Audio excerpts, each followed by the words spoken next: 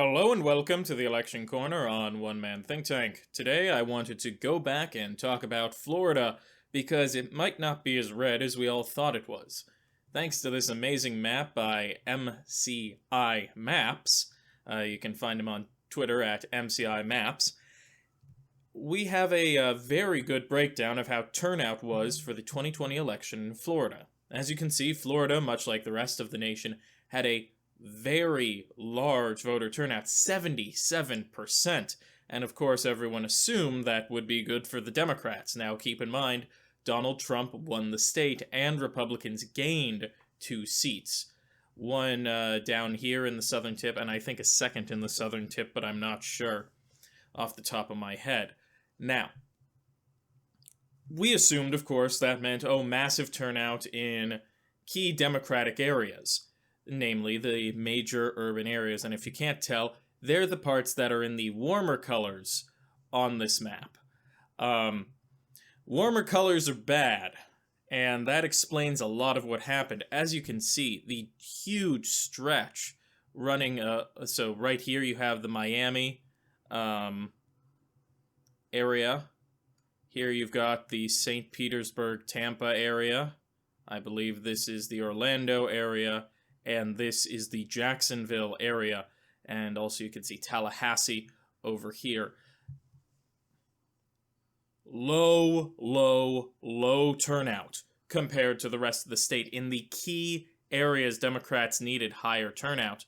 This was mostly from Hispanic communities and African American communities. They had incredibly low turnout, which, honestly, especially, now I'm going to need to double check my information on this. I believe the communities were mostly African American, which shows Democrats were more focused on getting Hispanic turnout than necessarily the sizable African American turnout in the region.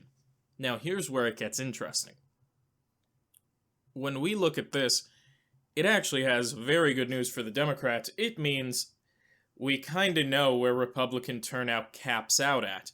Because in most of these areas, you're looking at 70 to 80 to possibly even 100% turnout in key rural Republican areas. Like, even around here, we're looking at 60s to 70s, which is a lot higher than normal.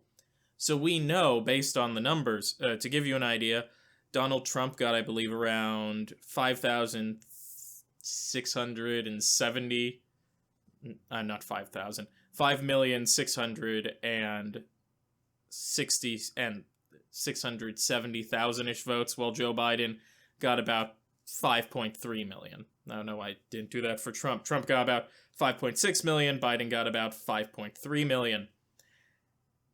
This is very good news for the Democrats. Look, they have it's a tad foolish to imagine you can get 100% of turnout out of every region, but even here, looking at all these dark orange areas in high population regions, if Democrats could get those numbers to over 50%, or even in most of these cases just above 60%, that's the votes they needed to win this election.